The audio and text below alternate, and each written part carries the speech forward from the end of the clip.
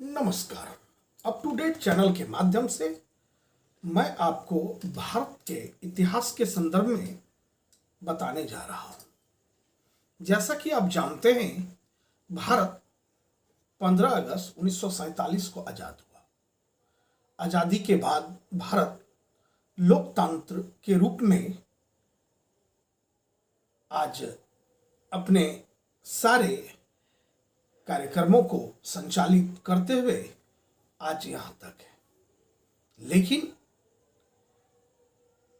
परीक्षाओं में आपको भारतीय इतिहास का विशेष पहलुओं का जानकारी रखना आवश्यक है। जैसा कि आप जानते हैं, भारत का इतिहास अति प्राचीन है।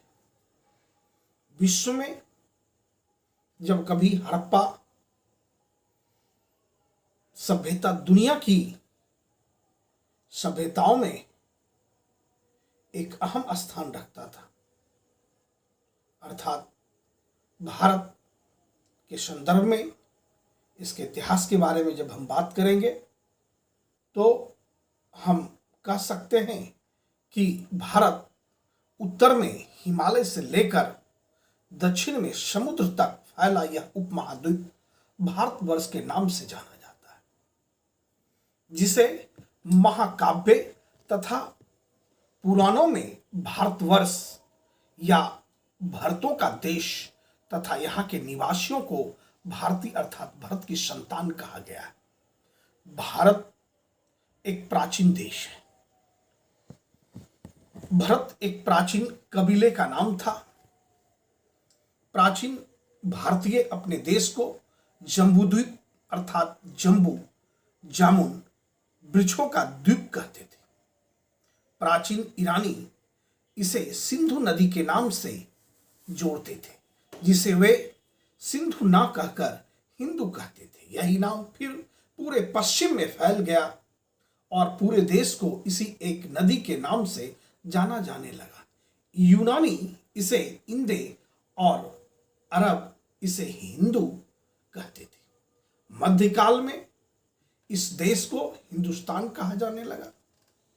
यह शब्द भी फारसी शब्द हिंदू से बना है।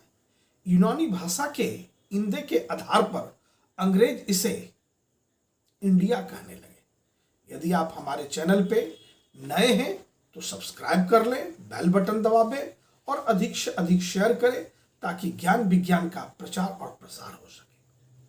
अब आप जानें, हिंदुस्तान को दो भागों में बांटने का काम विंध्य की पर्वत श्रृंखला देश को उत्तर और दक्षिण दो भागों में बांटती है।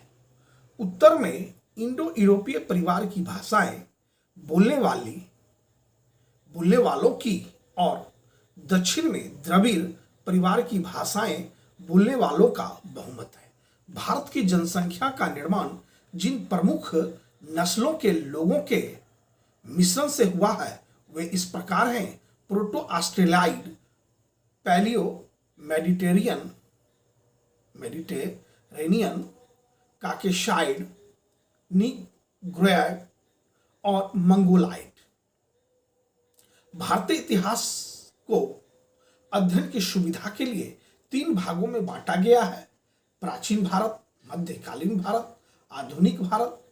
क्रिस्टोफर सेरियरस सबसे पहले इतिहासकार कहा जा सकता है जिन्होंने इतिहास को तीन भागों में बांटने का कार्य किया। यह श्रेय भी उन्हीं को प्राप्त है। इतिहासकार क्रिस्टोफर महोदय को, जिन्होंने इतिहास को तीन भागों में बांटा, जैसा कि आप जानते हैं। अब एक विशेष चीज और आप जान लें, भारत के वर्तमान में उत्तर में अंतिम जो हमारा स्थल है वह लद्दाख है। दक्षिण में तमिलनाडु प्रांत है, पूर्व में अरुणाचल प्रदेश है और पश्चिम में गुजरात राज्य है। 67वीं बीपीएससी के छात्रों के लिए भारतीय इतिहास का यह तथ्य अत्यंत महत्वपूर्ण है। यहां से आपको प्रश्न बनते हैं।